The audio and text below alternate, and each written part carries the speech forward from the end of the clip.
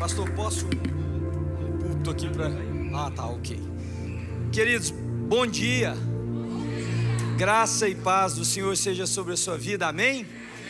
Meu nome é Manuel Oliveira, eu sou pastor de uma comunidade perto de Boston chamada New Life Church. Eu pedi, vocês podem se sentar por favor? Eu pedi o pessoal da mídia, não sei se é possível, eu queria só mostrar uma foto para vocês da minha família. A minha esposa estará comigo no segundo culto.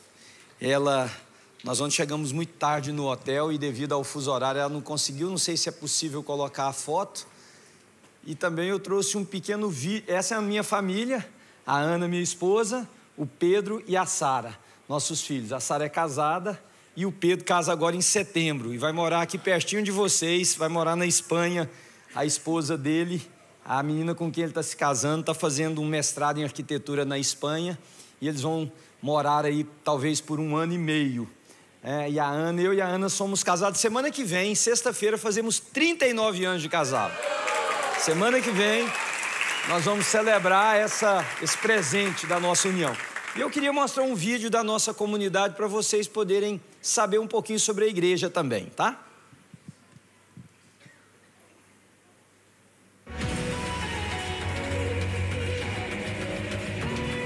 Olá, eu sou o Manuel Oliveira, seja bem-vindo a New Life Church, um lugar de esperança.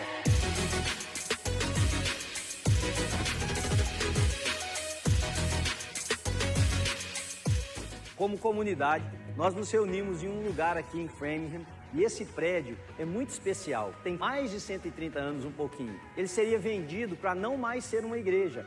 Nós compramos, revitalizamos e hoje nós temos uma belíssima propriedade aqui, onde as pessoas podem ser tocadas pela mensagem do Evangelho de Jesus Cristo de Nazaré.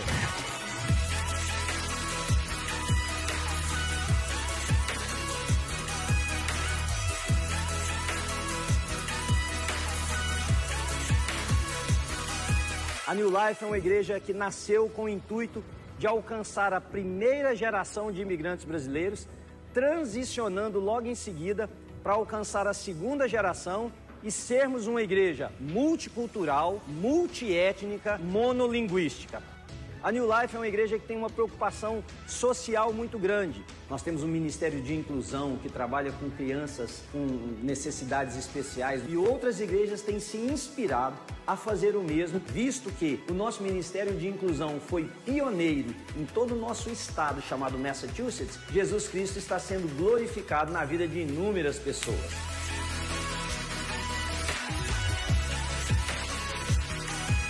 Aqui no lugar onde estamos plantados, nós entendemos que Deus nos colocou aqui para fazer diferença, levando o Evangelho, fazendo transformação social, transformando comunidades de base e mostrando que quando Jesus Cristo habita num lugar, as pessoas podem ser instrumentos para a transformação do lugar onde eles estão.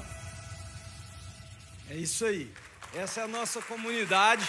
Quando você se lembrar, se puder orar por nós, eu fico muito agradecido. Irmãos, eu queria agradecer ao pastor Jackson, meu amigo, e à pastora Akemi pelo convite de poder estar com vocês. Também aos pastores aqui, seriam tantos para eu citar, mas eu quero agradecer ao pastor Paulo, a pastora Marta, pelo carinho, pelo amor. Pastor Adilson e pastor Mariana, que eu conheço há muitos anos. A primeira vez que eu estive aqui foi em 2012, então são 13 anos já, o tempo voa, né? Eu vi alguns que eu conheci naquela época, tantos outros novos que eu não conheço. Ver essa comunidade tão linda é um privilégio para mim. Eu me sinto honrado de poder estar aqui repartindo a palavra com vocês nessa manhã. Ver o Baldezinho, sua esposa, seu filhinho, coisinha mais fofa do mundo, a vontade de apertar, né, e levar com a gente. Mas muito bom. Eu queria convidar você, vou ligar o meu tempo aqui para eu não ultrapassar. Eu queria convidar você a pensar comigo nessa manhã sobre uma situação que todos nós vivemos. Você tem um aparelho aí na sua mão, você deve ter um telefone, você tem um iPad, na sua casa você deve ter um computador. E o meu já aconteceu várias vezes, não sei o seu. De vez em quando meu telefone trava, meu computador já travou várias vezes comigo, meu iPad já aconteceu isso. Quando isso acontece, o que a gente faz? O que você faz quando o seu telefone, por exemplo, não vai para lugar nenhum, fica uma tela preta? Qual é a primeira coisa que vem na sua cabeça? O que você faz? Você dá um reset, não é? O pessoal fala, aportuguesando, manda resetar o telefone. O que significa isso? Significa que você vai apertar um conjunto de botões, eu não sei como que é no seu, no meu eu aperto 2 aqui ao mesmo tempo, e ele vai reiniciar esse telefone, fazendo uma limpeza daquilo que estava prejudicando o seu funcionamento. Estão me acompanhando? Prejudicando o seu funcionamento, e vai reiniciá-lo com a possibilidade de que tudo volte a funcionar perfeitamente. E eu creio que na nossa vida, nós precisamos dar um reset de vez em quando. Seja um reset emocional, quando a vida bate com mais força, porque a vida tem os seus reveses, ninguém vive incólume, ninguém vive sem dor, ninguém vive sem choro, ninguém vive sem tristeza, ninguém vive sem angústia, ninguém vive sem um dia que parece que o coração não cabe aqui na caixa torácica, que está apertado. Ninguém vive sem isso. Ninguém vive sem pensar assim: será que vai dar certo? Por anos, a religião fez um mal muito grande para as pessoas, alguns segmentos religiosos, porque eles venderam uma ideia de que a vida com Deus seria um antídoto para todas as dores da vida, que a vida com Deus seria uma isenção de problemas, o que a Bíblia nunca se propôs a ensinar. O que o próprio Senhor Jesus Cristo disse: quem quiser andar comigo sofrerá o quê? Perseguições. Ele mesmo disse: o filho do homem não tem onde recostar a cabeça. Pardal, o passarinho tem ninho, as raposas têm covis, o filho do homem não tem onde pôr a cabeça. Ou seja, a proposta do Evangelho nunca foi uma proposta de resolução de problemas. Deus é poderoso para fazer infinitamente mais do que tudo que nós pedimos ou pensamos por causa do seu grande poder. Deus muda situações, Deus cura pessoas, Deus transforma realidades, mas a proposta do Evangelho, e o cerne da proposta do Evangelho, não é a resolução de problemas, é a resolução de um problema, da minha relação com Deus que estava rompida. A proposta do Evangelho é um chamado de um pai que reúne os seus filhos através do seu Filho. Por isso Cristo Jesus foi o primogênito, ou seja, ele veio primeiro, ele é o exemplo, ele é o caminho, nele nós nos tornamos filhos de Deus. Mas ao longo da nossa caminhada, a gente vai acumulando lixos emocionais, medos, traumas, situações que vivemos. Nós vamos acumulando lixo religioso, nós vamos pegando ideias, nós vamos sendo influenciados por pessoas, nós vamos recebendo coisas que nunca deveríamos ter recebido, e aquilo vai acumulando nesse baú existencial nosso. Nós vamos, na vida a gente vai coletando experiências, e há momento que parece, eu não sei você, às vezes, lugares que eu falo, eu sinto que parece que eu sou diferente dos outros, porque a minha vida dói, a minha vida de vez em quando dói. Tem manhãs que eu acordo e eu falo: Senhor, eu preciso de que o Senhor ponha a mão sobre a minha vida para eu poder voltar a ter expectativas e esperanças. Porque há momentos que nós somos traídos, há momentos que nós somos abandonados, há momentos que a vida fere a gente perde quem ama. Como pastor, uma das minhas funções é acompanhar pessoas em momentos de dor, em momentos de luto. Anteontem, eu iria viajar 10h45 da noite da quinta-feira para cá. Eu orei com uma pessoa, uma jovem senhora de 32 anos de idade, que há 6 anos lutava com uma doença que paralisaria cada parte do seu corpo, chegando ao ponto dela não conseguir falar, piscar, mexer com nada, e ela escrevia através do sopro por um computador, mas ela chegou a perder isso. E ela um dia no hospital, assistindo o culto da igreja que eu sou pastor, ela não era da nossa igreja, ela não era cristã, quando ela ainda conseguia falar através do computador, ela assistindo o culto, ela escreveu para a mãe dela: levanta minha mão, na hora que eu fiz o apelo. E ela se converteu assim. E a irmã dela me ligou, disse: pastor, ela está nos últimos momentos, você pode vir visitá-la? Eu não podia, eu vinha para cá, não tinha tempo de ir a Boston visitá-la e depois ir para o aeroporto pegar o meu voo. E eu disse para ela assim: ela consegue me ouvir? Ela falou: consegue. Eu falei: então entra na UTI e põe o telefone no ouvido dela. E quando ela foi levar o telefone, irmãos, eu já orei para pessoas serem curadas e criei de todo o meu coração que aquelas pessoas seriam curadas, e eu vi gente ser curada. Mas eu já orei com pessoas que Deus me disse assim: eu vou levar. E quando ela foi com o telefone, Deus me disse claramente: a oração que você vai fazer é para que ela tenha paz para eu trazer ela para casa. Porque a preocupação dela era com o esposo, que não é cristão, era com os filhos. E ela colocou o telefone no ouvido dela e eu orei com ela. E eu disse assim para ela: Ju, que você agora sinta paz, sabendo que o mesmo pai que está te chamando para casa é o pai que vai cuidar dos outros filhos, sendo seu marido e seus filhos. Orei com ela alguns minutos no telefone, desliguei, mas o coração apertado, sabe aquela dor que dá? Não sei se você sente isso, algum dia já sentiu isso? E eu fui terminar de arrumar as coisas, peguei a mala, fui para o aeroporto. Quando eu estava em casa, juntando as malas para sair, a Ana me falou assim, chegou uma mensagem da irmã dela assim: a Ju está nos braços do pai. Então a vida tem disso, não tem? A vida tem alegrias, a gente também conquista coisas, a gente vence, a gente supera. Mas eu creio que para nós vivermos uma vida que faça sentido, porque a vida que faz sentido não quer dizer que é a vida de vitória sempre, porque não é. A vida é constituída de prazer, de momentos de felicidade, mas também de momentos assim. O que dá significado? O que faz a gente querer continuar? Eu acho que nós precisamos dar um reset na nossa vida. E nessa manhã eu queria te convidar, a partir de um texto que eu vou ler, para você dar esse reset na sua vida. Amém? Eu queria pedir você que abrisse aí a sua Bíblia, na carta que Paulo escreveu à igreja em Éfeso, no capítulo de número 4, e eu vou ler os versículos 20 a 27. Presta bem atenção, porque o capítulo 4, aliás, a carta aos Efésios, muitos teólogos chamam do evangelho escrito por Paulo. A Bíblia tem 4 evangelhos, Mateus, Marcos, Lucas e João, que tem como intuito a narrativa da obra e do ministério da vida, do ministério de Jesus Cristo. Depois dos evangelhos, nós temos um livro que é histórico, o livro de Atos, que conta a história da igreja, aquilo que foi feito depois que Jesus Cristo foi crucificado, que ele morreu e ressuscitou, o trabalho da igreja primitiva, da igreja nascente. E depois vem as cartas que Paulo escreveu a irmãos, como eu e você, que iam se convertendo nos mais diferentes lugares. Paulo escrevia para que aqueles irmãos soubessem como viver a sua fé.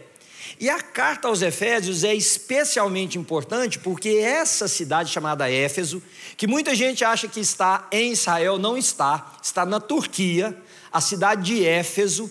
Aliás, João, o discípulo amado, foi pastor dessa igreja em Éfeso, e a mãe de Jesus, Maria, diz a tradição que ela morou com João os últimos dias da vida dela lá na cidade de Éfeso.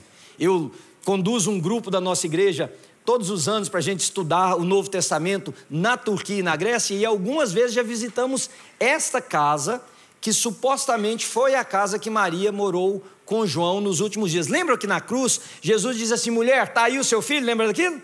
E diz para João: está aí a sua mãe. E a Bíblia diz que a partir daquele momento João a tomou para cuidar dela. Então a tradição reza que ela morou com João quando João foi pastor da igreja de Éfeso. E a carta aos Efésios é uma carta muito especial, muito específica, porque a carta aos Efésios, ela cita desde o nosso chamado à conversão. Por exemplo, é a carta aos Efésios que nos ensina que nós não fomos salvos por nenhum mérito nosso. Nós não fomos salvos porque somos melhores, nós não fomos salvos porque somos mais bonitos, mais ricos, mais conectados. Nós fomos salvos pela graça de Deus expressa em Cristo Jesus, um dom exclusivo dele, não depende do que eu faça, de quem quer, de quem corra, mas de Deus usar da sua misericórdia. Pela graça, diz o texto, capítulo 2, vocês foram salvos mediante a fé, e isso não vem de vós, é um dom de Deus, não de obras para que ninguém se glorie, mas para que nós possamos saber que Deus nos amou. Aliás, eu quero te dar uma notícia que eu não sei como que você vai reagir a ela. Você não se converteu, querido. Eu ensino, eu fui professor de seminário muitos anos, e eu sempre ensinava meus alunos: vocês não se converteram. Como assim, pastor, não nos convertemos? Você foi convertido. A pessoa disse assim: não, um dia eu não sei porque que o Espírito está me levando a dizer isso, talvez tenha alguém aqui que precisa ouvir, não tem nada a ver com a minha mensagem. Você não acordou um dia e disse assim: quer saber? Eu vou me converter hoje, eu vou procurar um lugar e vou me converter. Você pode achar que foi isso que você fez, mas isso que você fez já foi em resposta ao amor de Deus que se manifestou e te atraiu para Ele com laços de amor irresistíveis. Aí você ouviu uma música, ouviu um testemunho, ouviu alguém pregar e disse: eu me converti. Não, você foi convertido, porque a Bíblia diz que nós estávamos mortos nos nossos delitos e pecados, e Ele nos deu vida juntamente com Cristo Jesus, porque nós fomos vivificados em Cristo. O morto não pode fazer nada por ele mesmo. Então a nossa vida é uma entrega. Por isso que você precisa entender isso antes do texto que eu vou ler, a carta aos Efésios. E a carta aos Efésios não nos mostra somente isso, mostra que nós fomos criados para sermos santificados à imagem de Cristo. O que santificação também não é a proposta que muitas vezes nós colocamos. Querem ver uma coisa? Teste rapidinho aqui. Descreve aí na sua mente um santo. Uma pessoa que você diz assim: eu conheço uma mulher santa, um homem santo. Descreve aí na sua mente. Cria uma imagem rapidinho. Vai ser a primeira vez em 32 anos que eu prego e dou aula, se você tiver descrito algo diferente do que eu vou citar. Um homem mais velho, uma mulher mais velha, sem nenhuma beleza física necessariamente, geralmente pobre, sem cuidar de si. Por que você não descreveu um homem inteligente, bonito, bem-sucedido?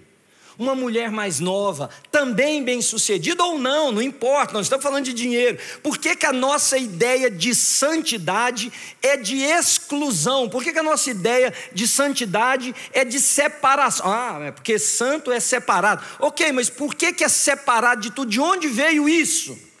Isso veio, queridos, de uma tradição, principalmente pelo movimento monástico, pela Igreja Católica Romana, de que o santo era uma abstinência total da vida. O santo vivia isolado, o santo não tinha prazer, o santo não tinha amizades. Então hoje, você vê uma pessoa feliz, rindo, você fala: não pode ser santo, é muito alegre.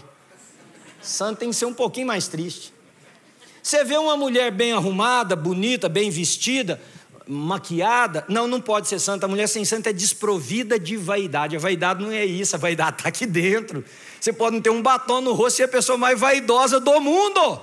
Que a vaidade, a invídia, que é a palavra no latim que gerou o que foi catalogado como um dos 7 pecados capitais, tem nada a ver com você estar mais bonita, mais bem arrumada ou mal arrumada, não.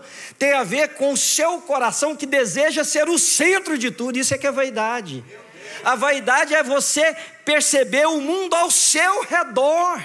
O vaidoso não é o cara que fica diante do espelho se arrumando, não gosta de sair com a roupa mal arrumada, a mulher que não gosta de sair com o cabelo de qualquer jeito. Não é isso. O vaidoso é: eu me vejo como o centro da vida. O mundo gira ao meu redor, e isso que corrói e que consome as pessoas. A carta que Paulo escreveu à igreja em Éfeso nos desafia a fazer algo que é extremamente difícil, que é olhar para si mesmo. Então o reset que eu gostaria que você tentasse dar hoje, apertar os botões aí que vão, me perdoe por usar essa palavra, resetar a sua vida, é sobre quem você é, sobre quem você é em Cristo, sobre quem você é na comunidade dos filhos de Deus. Veja o texto, versículo 20. Todavia não foi assim que vocês aprenderam de Cristo. Ora, o versículo 20, só pela sua colocação gramatical, ele está dizendo que algo aconteceu antes. Eu não tenho tempo de explicar todo o capítulo para vocês. Você leia, por favor, depois você vai entender melhor a minha mensagem. Porque Paulo está fazendo um contraste. O contraste é mais ou menos assim: as pessoas que não têm Deus vivem de uma maneira, todavia não é isso que é esperado de vocês, de nós. Aí ele continua dizendo: de fato vocês ouviram falar dele e nele foram ensinados de acordo com a verdade que está em Jesus. Quanto à antiga maneira de viver, vocês foram ensinados a despir-se do velho homem que se corrompe por desejos enganosos, ou seja, vocês foram ensinados que tem que haver uma metamorfose, tem que haver uma mudança, tem que haver uma transformação. E aí a história, novamente, a história foi nos ensinando que essa transformação é assim. Se eu usava, e eu durante muito tempo, eu preguei em igrejas, eu dei um curso para homens numa igreja, olha que coisa interessante. O dia inteiro, uma igreja, me perdoem, eu só vou citar porque é o lugar que aconteceu, uma igreja das Assembleias de Deus. Eu fui dar um curso para homens, dei um curso a tarde inteira e eu estava com camisa de manga assim. Acho que eu estava com a camisa polo. Aí os homens falaram: pastor, você pode ficar à noite para pregar para nós? Eu falei: posso ficar. Aí era uma outra cidade, eu já tinha ido mesmo. Aí daí a pouco eu estou vendo aquela comoção lá na igreja, não estou entendendo o que aconteceu. Chegou o rapaz que me convidou, muito sem graça, falou: pastor, nós temos um problema. Eu falei: o que? Ele falou: você trouxe um blazer, um paletó? Eu falei: não have um paletó, meu irmão.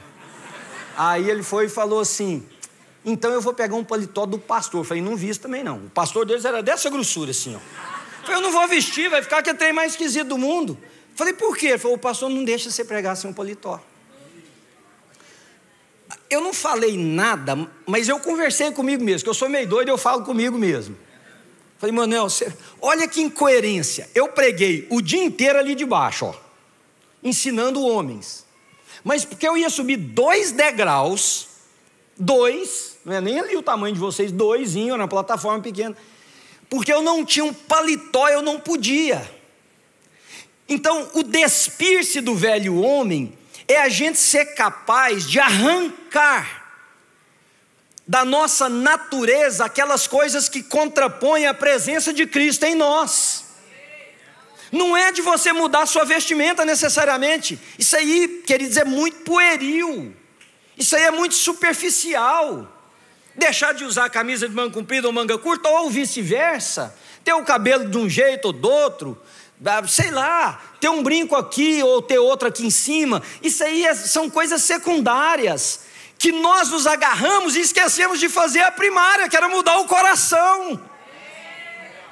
Então nós nos distraímos com os secundários e largamos de mão de pensar no primário. O que isso gerou? Uma igreja cheia de pessoas que se preocupam com aquilo que é secundário, enquanto continuam corrompidos naquilo que deveria ser mudado. Então o texto continua assim, olha, versículo 23: despir-se, corrompe por desejos enganosos, a serem renovados no modo de pensar. Olha que coerência da palavra de Deus entre o que o Paulo escreve aqui e o que ele escreveu à igreja em Roma. Estou conseguindo comunicar com vocês? Vocês estão me acompanhando? Se tiver, depois você levanta a mão e fala de novo, nós estamos em família, tá? Eu não estou aqui para uma performance, eu estou aqui para repartir com vocês a palavra de Deus. Então eu quero que você entenda. Veja, Paulo escrevendo à igreja em Roma, no 12º capítulo, versículos 1 e 2, ele diz assim: irmãos, não vos conformeis com este século, mas transformai-vos pela renovação da vossa mente, para que vocês possam experimentar qual seja a boa, perfeita e agradável vontade de Deus. Depois de dizer que nós temos que apresentar a Deus um culto racional, sabe o texto que eu estou dizendo? Agora, a palavra interessante que aparece ali é a palavra século. Não vos conformeis com este século. A palavra na língua grega que aparece ali não é cosmos, não é a palavra que se usava para tempo, para cronos, não. A palavra que aparece ali é a palavra aion. O que é aion? Aion é pensamento dominante em uma época, status quo. Significa que o cristão precisa ser renovado em Cristo para que ele possa olhar para a sociedade, para a vida, para os problemas, para as situações e ter uma nova percepção que só é possível através da presença do Espírito de Deus na nossa vida. Paulo diz a mesma coisa aqui: vocês precisam ser renovados. Renovados não quer dizer você pular, gritar mais, não é você falar numa língua que os outros não entendem. Isso aí faz parte dos nossos processos litúrgicos, mas o renovar aqui significa tira algo, dá esse reset, tira algo que impede, deixa brotar algo novo, por exemplo, nos relacionamentos. Você ser renovado no seu casamento significa que você vai olhar para a sua relação conjugal com os problemas e com as alegrias que elas propõem. Eu vou fazer 39 anos de casado, eu sou o primeiro a levantar a mão e dizer para você: casamento não é fácil. No segundo culto eu não vou falar essa frase, porque ela não vai... Não, mas sabe o quê? Ela vai dizer a mesma coisa. Ela vai dizer a mesma coisa. Você acha que você é o que é o fácil? Não. Então, se você está nisso porque é fácil, você entrou no lugar errado. Então, o que você está fazendo? Presta atenção, irmão. O que é ser renovado? Renovado não é eu fazer uma campanha de Deus muda minha mulher. Não é eu fazer uma campanha de Deus muda meu marido. Ser renovado é eu pensar, Jesus, para o que é que o Senhor me criou neste casamento? Qual é o meu papel nessa relação? Porque o meu papel é ser Cristo para a vida da Ana. Meu papel é manifestar a presença de Deus na vida da minha esposa. Então, quando os problemas conjugais surgirem, eu vou reinterpretá-los a partir desta convicção de que Deus me criou para este momento na vida desta mulher. E então isso é ser renovado na forma de pensar. E aí ele diz o seguinte, versículo 24: a revestir-se do novo homem, criado para ser semelhante a Deus em justiça e em santidade, provenientes da verdade. Portanto, cada um de vocês deve abandonar a mentira. Aí ele dá um processo muito prático. Pare de mentir, abandone a mentira, mas não só subtraia, porque os nossos processos de santidade, eles são sempre de subtração e nunca de adição. A gente fala assim, para de beber, né, os tradicionais, né? Para de fumar, para de prostituir, para disso, para daquilo, mas você não pensa o que precisa ser iniciado. Parar tudo certo, mas eu vou iniciar o quê? Então a Bíblia em 2 lugares ela fala sobre a mentira, e ela não fala sobre a mentira só como subtração. Ela não fala assim, para de mentir e para o texto. Ela diz, pare de mentir, pelo contrário, agora falando a verdade aos seus irmãos. Então é um processo de subtração com uma adição de uma nova característica de vida. Cada um de vocês deve abandonar a mentira, falar a verdade ao seu próximo, pois todos somos membros de um mesmo corpo. Quando vocês ficarem irados, quando ficar, e se tem uma coisa certa na vida, é que nós vamos ficar irados. Eu estava pregando em uma igreja grande, e eu disse assim, gente, de vez em quando, porque às vezes eu acho que eu perco o parafuso na hora de falar, e falo coisas que eu penso que eu estou na minha igreja, onde o pessoal suporta o que eu falo, né? E eu estava numa outra igreja, eu falei assim, tem hora que dá vontade de matar uns crentes. Mas, não, aí, minha parceira de assassinato ali em algum lugar do... Mas matar mesmo, não é matar figurativo, não. Porque se tem um negócio chato, é crente, não é? Nossa. Então dá vontade de pegar assim. Aí eu fui gráfico, né? Falei, dá vontade de pegar e torcer o pescoço assim, tal. Aí acabou o culto, veio uma irmã, que geralmente são as mulheres, né? Os homens não vêm. As mulheres que vêm. Aí ela me parou e falou, pastor, o senhor estava brincando, né? Eu falei, não estava não, minha irmã. Não estava. Ela falou, pastor, mas você não é crente? Eu falei, sou, mas vocês fazem raiva demais na gente. Então aqui, ó, quando vocês ficarem irados, minha parceira de assassinato aí, ó, não pequem, apaziguem essa ira antes que o céu se ponha e não deem lugar ao diabo. Então o que eu queria propor para a gente nessa manhã, depois dessa introdução? Eu queria te propor 2 caminhos para uma mudança, aliás, 3 caminhos para uma mudança permanente. Porque, irmãos, não se enganem. Autoafirmação tem tempo limitado de vida. Não adianta você ficar falando assim, sou bonito, sou bonito, sou bonito, sou bonito, se o espelho revela outra coisa, não adianta.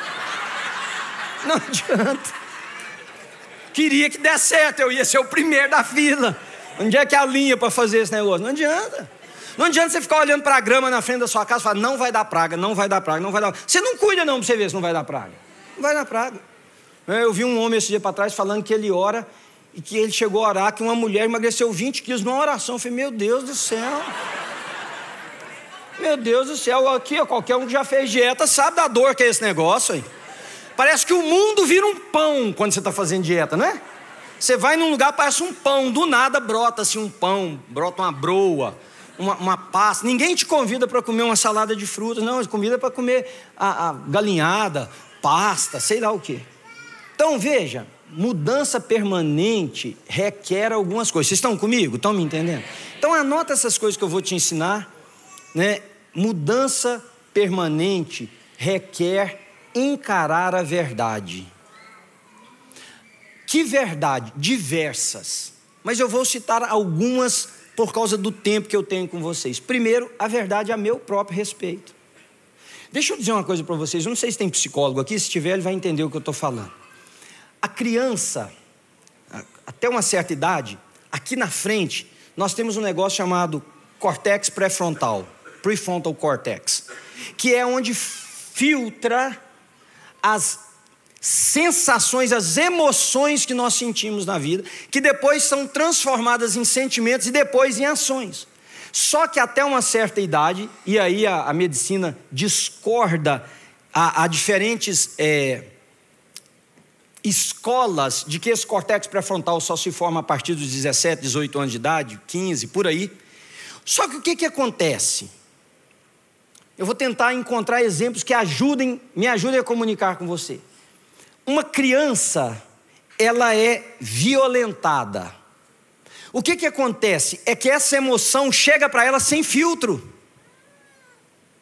Essa emoção gera um sentimento de medo, sentimento de dor, sentimento de desconfiança. E ela, ao desenvolver a partir de uma emoção que não foi filtrada, porque ela não tinha condição de fazer isso, gerou um sentimento, esse sentimento desenvolve ações na vida dela, que se ela não encarar, carrega para o resto da vida. Então ela está uma mulher casada, e quando o marido dela vai pôr a mão nela, qual é o sentimento que ela tem daquela invasão? E muitas dessas mulheres não conseguem sustentar um amor, porque elas foram violentadas e essa violação continua na mente e no coração dela. Eu citei uma coisa muito gráfica para vocês entenderem que é muito difícil. Eu aconselhei mulheres que foram abusadas durante anos e era como se elas revivessem um momento 30 anos depois. É muito mais fácil julgarmos os outros, é muito mais fácil olharmos para as deficiências dos outros. Aliás, o próprio Senhor Jesus Cristo já nos antecipou, a Bíblia nos ensinou que a gente consegue ver cisco no olho do outro, mas não consegue ver uma trave muito grande no nosso próprio. Por quê? Porque olhar para nós requer um desnudar, que às vezes vai causar vergonha em nós mesmos. É chegar diante de si num espelho chamado alma e à luz do Espírito Santo dizer: Manuel, quem é você? Que pensamentos são esses? Por que você reage na vida assim?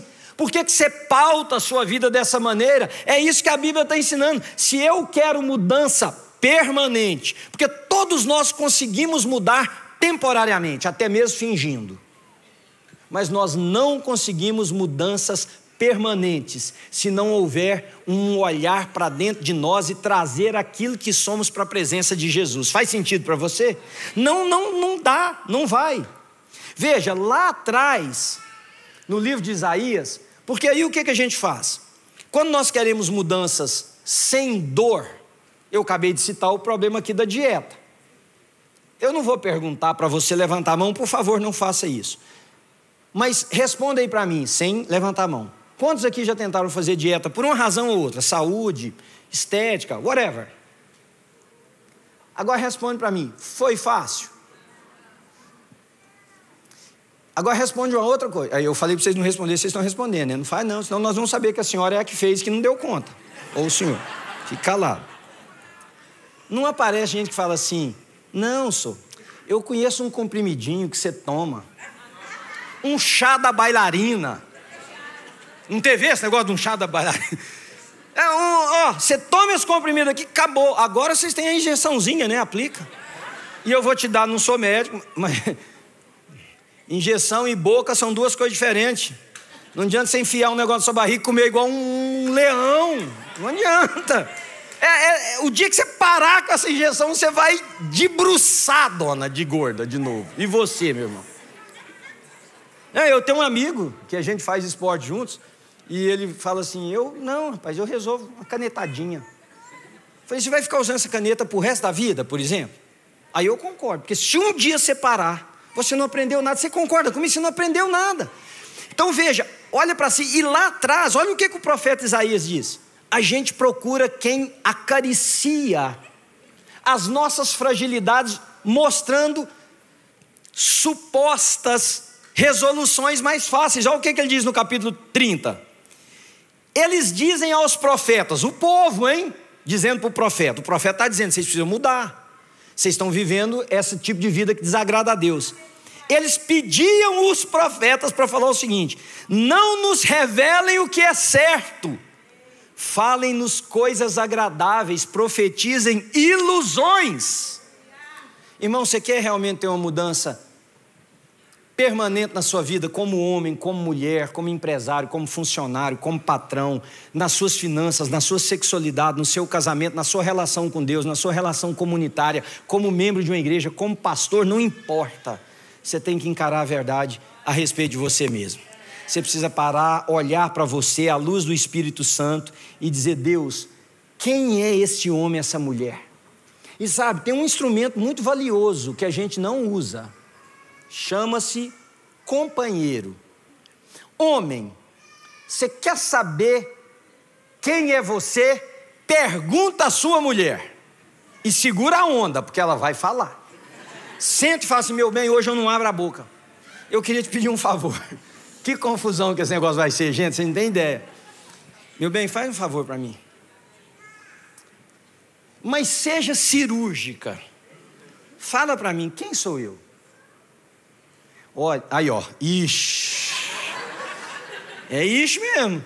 Se você abrir essa caixa de Pandora, esteja preparado para encarar o que vem.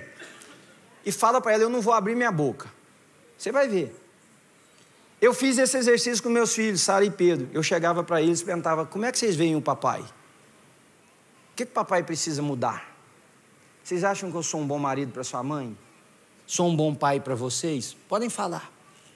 Peça um amigo que você confia, fala assim: escuta, disseca aqui, ó, separa meu caráter. Você está preparado para alguém dizer assim: você mente? Você está preparado para ouvir alguém dizer assim: rapaz, a sua palavra cai não fala nada para nós não. Você fala que vai chegar 3, você chega 3h45 com a cara mais lavada do mundo. Você fala que vai e não vai, vem e não vem. Então usa isso. Segundo princípio, pegaram o primeiro? Eu estou falando rápido por causa do meu tempo. Segundo princípio: mudança permanente requer comunidade. Irmãos, presta atenção. Isso aqui é criticado, isso aqui é atacado. A formação comunitária é abusada. Existem pastores abusivos, existe igreja abusiva.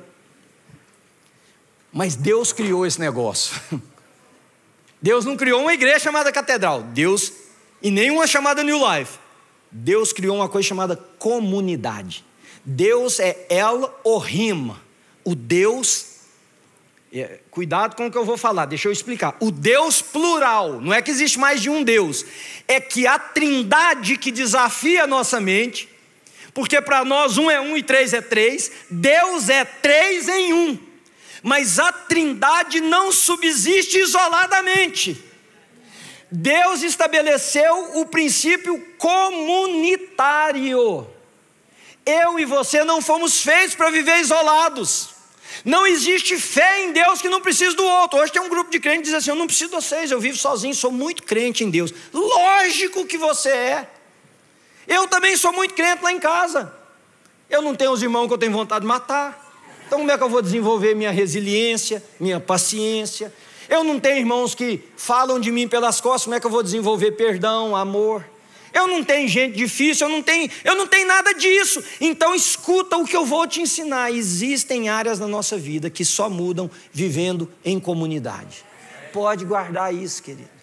Mudança permanente requer comunidade. Eu não estou dizendo que ela tem que ser grande ou pequena, mas eu estou dizendo que ela não pode ser isolada. Olha o que ele diz no versículo 25 desse texto: portanto, cada um de vocês deve abandonar a mentira, falar a verdade ao seu próximo. Não tem jeito de você falar a verdade para você mesmo, pois todos somos membros de um mesmo corpo. Ora, um dos princípios básicos da exegese bíblica é que um texto se explica em outro texto da Bíblia. Então Paulo está falando sobre corpo só aqui? Não.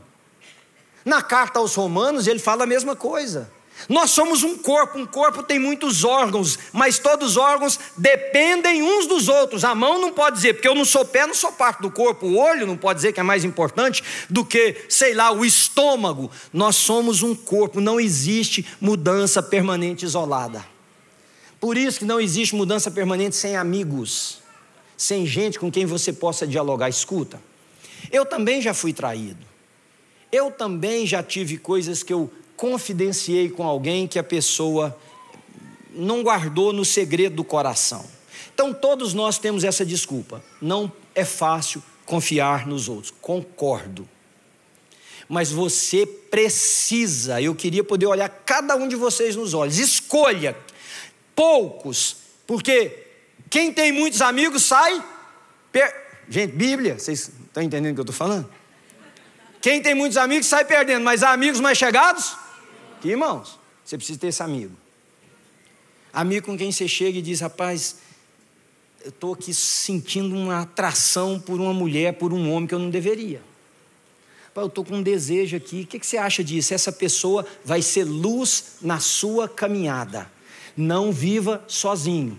Mudança permanente requer comunidade. E por último, mudança permanente requer o Espírito Santo de Deus. Em última análise, querido, nós somos impotentes. Nós não conseguimos mudar o curso da nossa história. E quando eu digo Espírito Santo, presta bem atenção. Vou navegar com cuidado aqui, porque às vezes eu acho que o Espírito Santo está sendo mal interpretado em muitas das nossas comunidades de fé. Porque para nós ter o Espírito Santo é ter manifestações extrasensoriais. Se você, minha origem é presbiteriana. Eu sou um pastor reformado. Então eu já ouvi muitas vezes, principalmente eu não sei nem se são irmãos, né? Dos assembleianos, porque ser irmão é uma coisa. Dizia assim para mim, sorveteriano. Já ouviu essa frase? Aí, esse é o que dá vontade de matar, ó. Aquele, sabe aquele? É esse. Dizia assim, vocês não têm o Espírito Santo. Aí uma vez eu estava num diálogo assim com alguém, eu disse assim, me diz por quê, criatura? Sabe qual foi a resposta da pessoa? Ela disse, vocês não falam em língua. Eu falei, eu falo. Minha língua materna é português, eu falo inglês e espanhol. Então falo em línguas, no plural. Não, pastor, em língua dos anjos. Irmãos, presta atenção. Se o Espírito Santo quiser fazer alguém voar, ele faz.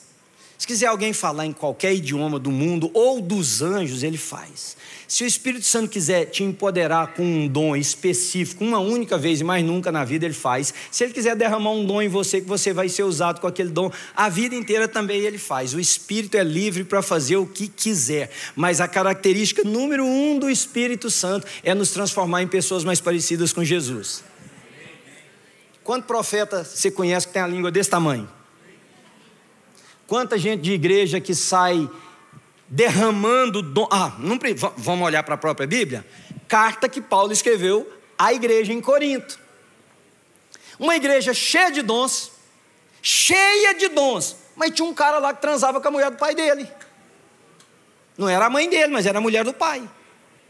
Tinha gente lá que fazia fofoca. Olha, fui informado pelos da casa de Cloé que há divisões entre vocês, que há partidos. E ainda tinha a casa de Cloé que era gente fofoqueira, porque foi contar para Paulo. Então é possível uma igreja ser cheia de dons, manifestações espirituais, e a maior manifestação do Espírito não está acontecendo? Claro que é bíblica. Então o que nós precisamos? Não se preocupa com os dons, eles virão na vida daqueles que caminham com Jesus.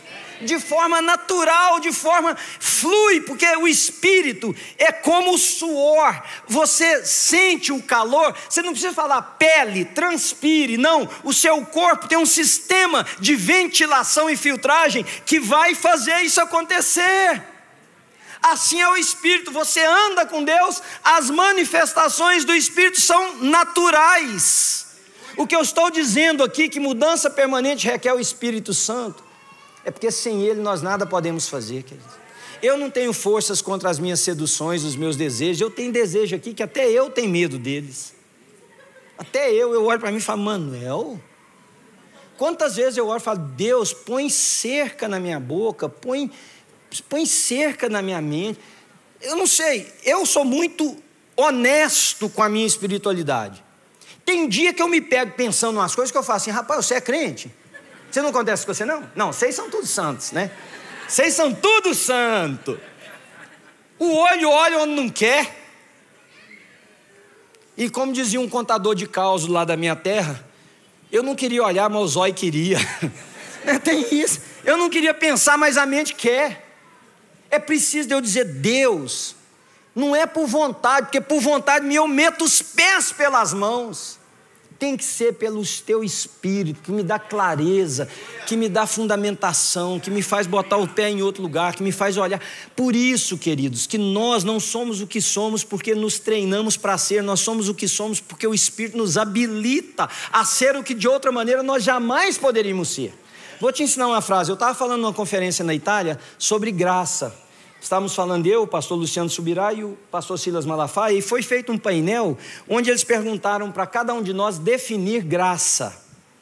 E a minha definição foi essa, eu vou te dar ela, você anota aí se você quiser pensar sobre ela. Graça é uma capacidade dada por Deus de fazermos o que de outra forma seria impossível. Isso é que é graça. Você me feriu, em mim não tem perdão. A graça me habilita a perdoar, porque é uma força que é exercida sobre todo o contexto meu e me habilita a fazer o que de outra forma eu não conseguiria. Você precisa do Espírito Santo vir sobre a sua vida. Você precisa, e eu vou usar uma palavra que eu não gostaria, de um batismo, não no sentido de você ter essas manifestações, mas no batismo no sentido de ser um início. Olha o que Zacarias diz no capítulo 4, versículo 6, vocês devem já conhecer esse texto, quando ele diz a Zorobabel, não por força, nem por violência, mas pelo meu Espírito, not by might, nor by power, but my Spirit, says the Lord. É o Espírito do Senhor que tem que vir sobre nós. Então, como que nós podemos terminar essa manhã? Olha o que Paulo escreveu à igreja em Corinto na segunda carta, no capítulo 3. Portanto, todos nós com o rosto descoberto, porque o que eu peço é que Deus tenha batido luz no seu coração, na sua vida. Todos nós com o rosto descoberto, refletimos a glória que vem do Senhor. Essa glória vai ficando cada vez mais brilhante e vai nos tornando cada vez mais parecidos com o Senhor, que é o seu Santo Espírito. Eu queria ter a liberdade, eu perguntei ao pastor Paulo se eu podia fazer isso, mas eu gosto de fazer apelos que sejam profundamente conscientes. Vocês têm um maestro aqui, né? Eu conheço o Magu desde a primeira vez que eu vim nessa igreja, que é uma pessoa de uma sensibilidade musical fora da curva. Ele pode tocar ali? Pode, e eu até gostaria que ele viesse. Eu não sou o pastor Jackson, não vou pedir para dar o tom, porque eu não sei cantar. Se eu pedir o tom, eu vou errar o tom que eu vou pedir para ele. Mas eu não queria que fosse a música que te embalasse. Olha para mim se você puder. Você entendeu o que eu falei? Deve ter, porque eu acredito que sim. Eu não ia pregar essa mensagem, eu vi no coração repartir uma outra mensagem que eu ainda estou orando, perguntando a Deus se ela é a do segundo culto, porque Deus sabe quem vinha aqui. Deve ter pelo menos uma pessoa aqui que precisa dar um reset na vida dele nessa manhã. Então eu queria te pedir para eu poder orar com você. Se tiver uma pessoa só nessa multidão aqui, eu não vou me sentir frustrado. Então você não precisa ficar de pé para me agradar. Não precisa ficar de pé para fazer volume. Mas eu queria perguntar a você, olhando nos seus olhos. Tem alguém aqui nessa manhã que precisa dar um reset na sua vida? Você fica de pé comigo para a gente orar juntos? Você diz assim, eu preciso encontrar esse botão na minha vida. Amém, amém. Você pode ficar de pé e dizer, eu preciso, seja em que área? Emocional, espiritual. Pastor, mas se eu ficar de pé, o povo vai ver? Vai. E o povo vai falar? Vai. Se você for conhecido na igreja, vai dizer, tá vendo lá, ó, ficava lá daquele jeito, agora tá dando um reset na vida dele, que você tinha pecado guardado. Aí sabe o que você faz? Diz assim, I don't care. I don't care. Você quer uma caminhada mais significativa com Jesus? Então feche os seus olhos, por favor, vocês que ficaram de pé. Feche os seus olhos e comecem a orar. E eu queria pedir aos outros irmãos que intercedessem por eles. Começassem agora a orar. Eu não vou pedir você para sair, vir à frente, porque talvez o nosso tempo não permite, mas agora aí onde você está, feche os seus olhos e diga para Deus onde é que esse reset precisa acontecer. Pai querido, olha para a nossa congregação. Obrigado, Senhor, por homens e mulheres que ouviram a Tua palavra e têm a humildade e a transparência de dizer: eu preciso de um reset na minha vida. Seja pelas marcas que foram colocadas, sejam pelas dores, seja pela compreensão errada sobre o Evangelho, seja por uma história marcada por traições, por feridas, seja porque eu não creio mais na igreja, seja por qualquer outra coisa, Senhor, obrigado, porque hoje pode ser uma nova manhã. Obrigado porque hoje pode ser o início de uma nova vida para eles. Obrigado porque a Tua mão pode ser colocada. Obrigado, Senhor, porque eles podem começar a dar passos para uma mudança permanente, e esse primeiro passo foi dado, que é olhar para si próprio. Eles olharam agora e na luz do Teu Espírito, Senhor, eles disseram: Pai, sou eu preciso. Oh Jesus, como eu gostaria de poder abraçar cada um deles e dizer que eles não estão sós, que a nossa comunidade os recebe, que eles são amados, que eles são bem-vindos, que eles são queridos, e que nós estamos aqui para ajudá-los na caminhada, porque nós também um dia precisamos. Aliás, Senhor, precisamos de vários resets na nossa vida, precisamos de vários recomeços, de várias interferências sobrenaturais do Senhor na nossa história, na nossa vida. Por isso agora eu oro, Pai. Eu não sei o que está no coração de nenhum deles, mas uma coisa eu sei: que o Teu Espírito Santo é capaz de fazer muito, infinitamente mais do que tudo que nós pedimos ou pensamos, por causa do Teu grande poder. Então agora, Deus, para a Tua honra e para a Tua glória, faz isso, Senhor. Dá esperança, coloca percepções novas. Ó Deus, dá uma cosmovisão modificada nessa manhã. Faz essas pessoas assumirem novos compromissos, traçarem novos planos, em nome de Jesus. Pai, dá à nossa comunidade a característica de ser um lugar de novos começos sempre, de esperança, de vida. Ajuda-nos a colocar o rosto de Cristo para ser visto a partir de nós, em nós. Eu oro pelos pastores dessa igreja, eu oro especialmente pelo meu amigo pastor Jacques, pela pastora Akemi, pelos pastores aqui, ó Deus, que lideram essa comunidade local. Que esse seja um lugar de ver o rosto de Jesus, e que ao ver o rosto de Jesus as nossas vidas sejam transformadas para a honra e para a glória dele, para o louvor da sua graça. Pai querido, agora eu quero pedir ao Senhor que alguém aqui entregue a sua vida para Jesus, que alguém possa dizer: Deus, eu preciso, meu restart é entregar minha vida para o Senhor. E eu, irmãos, quero pedir que você fique de olho fechado, a congregação toda. Tem alguém nessa manhã que o reset da sua vida é entregar a sua vida para Jesus? Você dá um sinal com a mão. Eu queria orar por você um pouquinho. Se tem alguém que nessa manhã quer dizer assim: eu quero entregar a minha vida para Jesus, eu quero começar uma nova história com Ele. Tem alguém no nosso meio nessa manhã que precisa fazer isso?